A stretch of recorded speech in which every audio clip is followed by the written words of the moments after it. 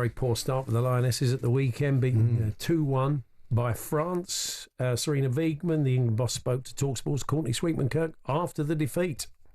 A positive start to the game, dominant start, a dominant end, but the middle bit a little frustrating? Yeah, the middle bit was disappointing. Indeed, I thought we started really well. We could have scored in the first minute, and we scored a goal was very unfortunately disallowed. And after that, of course, France came in the game. I think they gave them a boost. I think we caused ourselves a bit problems. We know what their strengths are, and we played too many short passes, and where they could put pressure on, and then when we would get out, then we were a bit too sloppy on the ball, and then especially when it's on your own half, they become really dangerous, and we had to get that right and do better. We did have moments in the second half. We couldn't harm them that much, and I think when we scored the corner, that helped us, and we tried to force a goal, and I think we were really close, but we didn't get it across the line. You speak about sort of the offside goal. It looked really tight. You look quite animated as well with the second France goal. Looked like there was a foul on Alessia Russo in the build-up. So do you feel key decisions have gone against you tonight? Yeah, we were very unlucky. We were very unlucky with these decisions. But yeah, I think I have to talk about us and our performance. Yeah, I would focus on the performance ideally if you want to get it right on Wednesday. Joining us now, bringing us the tournament, of course, all the England's and Wales games and the closing stages of the tournament. Adrian Durham joins us. Good afternoon, Aid. Good afternoon. It is a good afternoon as well. It's been raining, which is my kind of weather. It's not degrees, so I'm actually outdoors, which is fantastic. Would you mind giving €1 to that woman behind you who's painted herself silver? Because otherwise you won't be able to move. Does look like one of those. She's intimidating, that's for sure. It's an art project from the local university, which is close to the stadium, close to where we're staying as well. So I thought you'd like a little bit of culture to view on YouTube while you watch me. I like a little bit of culture, but I'm not sure wearing a Peterborough shirt is a little bit of culture, Adrian, to be honest. So anyway, let's have a talk about the game and the defending, which wasn't great in key moments, was it? No, it wasn't great at all, and there's a debate going on about whether England go back to a 3, which they played under Sarina Wiegman before, whether they just change personnel in the 4, or is Sarina going to be stubborn and do what Sarina does and stick with that defence, that back 4, as played on Saturday against France and didn't do particularly well. She could do that and actually say to them, well, look, you lot were rubbish on Saturday. Show everybody that you're actually really good, because we know Lucy Bronze is a player. We know she's better than that. We know Leah Williamson's passing is better than that. Jess Carter can't be that bad again. Alex Greenwood wasn't so bad, but, you know, all of them have to improve. There's no doubt about that. Hannah Hampton was okay in goal, but that back 4 was shocking. So I don't expect a tactical change, possibly a personnel change at left back. Niamh Charles might come in. If it was me, though, there would be changes. I'd have Maya Letizia at centre back, but we know that's not going to happen. Yeah, it was strange. There was also little moments like that. Lauren James, it was very early in the game, but you know, maybe she should be putting that away. Maybe a bit of a lack of composure at the end. Was it Grace Clinton had the shot over the bar? There were little moments when it could have been different. They didn't go our way.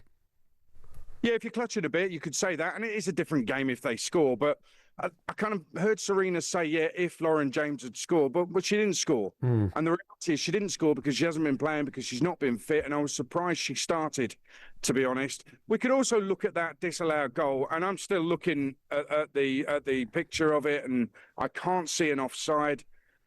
You know, me and VAR are not good friends. It's so poor, isn't it? We've got to put an end to this. It's just unacceptable. It's not. When the person devised the offside rule, that wasn't the purpose of it, was it? A shoulder, a tiny. Andy, you're so right. And this is what annoys me about people, including ex-pros, people who work at our station, saying offside is offside. Think about the offside law, why it was brought in, the reason why we have it in football. It's not for that. That is absolutely pathetic. You're changing careers. You're changing the course of an international tournament with stupid, inexplicable decisions like that. I mean, that's away from the fact that England were really poor. They might have gone on to lose the game anyway. We'll never know. But that goal should have stood. And what they could do from that, there's nothing you can change about it now. But what they can do is say, oh, hang on a minute. We've been hard done by here. We scored a perfectly good goal. Could have gone on to win the game, built on that, and been solid through the tournament and won it. They can actually take that grievance, that injustice, and they could use it and channel it and maybe that just might help them get through this game against the Netherlands. We slightly brushed aside the importance of the girls that decided they couldn't be there. They didn't want to be there this year. Those that have sort of stepped away. Emma Hayes felt Millie Bright was a big miss. Exactly, and you did feel Hannah Hampton, I thought, did really well. She made some good saves. She was busy, but in those big moments, those experienced players just make such a difference. I think when it's not going your way. Yeah, we've been discussing it as a talkSPORT team, Tash Dowie and Courtney Sweetman-Kirk and Joe Shannon and myself, and we all felt that a Millie Bright, loud on the pitch, would have made a big difference. However, I do firmly believe that none of the three, Kirby, Millie Bright or Mary Queen of Strops, would have started the game. So maybe Millie Bright might have been able to come on and shown some leadership. But listen, it's their decisions. I mean, what can you do? They've left us in the lurch, and we've got to carry on with it. Good luck to them, and I hope they're all okay. But, you just got to forget about them because it ain't going to help now. One thing I would say, though, is Maya Letitia is a centre-half. Sarina, for Man United, Sarina sees her as a right-back, which is bizarre. I mean, it's inexplicable. Sometimes you can't question Sarina with her record, but the fact that she sees her only as a right-back and not a centre-back makes no sense whatsoever because in club football, she's a centre-half. And actually, Maya Letitia is known for being loud on the pitch at Manchester United. She's almost exactly what England need right now because as much as I like Leah Williamson, there's no shouty leadership going on from the captain. There's no shouty leadership going on from anybody. Earps and Bright bought that in abundance, and we've lost that from the team, and we desperately need it. The Lionesses have had a lot of plaudits since they won the Euros, but it's interesting to see how they react to this, especially if they don't win on Wednesday night. To get the sort of criticism that the men's team get, it's harder to deal with once the expectations are higher. Well, you're right, and I don't know if you've seen my player ratings from Saturday. They're not good. There's one or two. Russo came out of it okay. Lauren James was okay as well. Michelle Adjiman, the sub, was only on for 10 minutes, but she was terrific. Got a good mark. She was the best mark, actually, which says it all. There are a few 2 out of 10s. Sarina herself got a 1 out of 10. But listen, that's absolutely right. We should scrutinise what's going on. Scrutinise fairly what's going on, because players like Georgia Stanway, Lauren Hemp, have just come back from injury. They're pitched into the first team. And if there's a reason why they're not playing well, it's because they've been out for some time. So that's on Sarina to a large extent. But players who aren't playing particularly well, somebody like Lucy Bronze, who's so experienced, was so bad on Saturday. I've never seen her play that badly. They have to look at themselves and they have to step up and just be brilliant on Wednesday, because if England lose and go out of the tournament after 2 games, that's a shambles. It's a disgrace. And you're right, in the men's game, the England senior men's team would get absolutely ruined for it.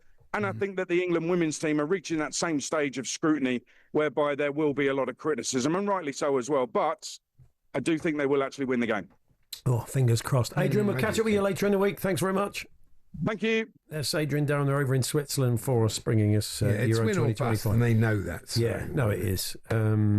So England versus the Netherlands, 5 o'clock kickoff on Wednesday, and we'll bring you that, and we'll bring you France v Wales.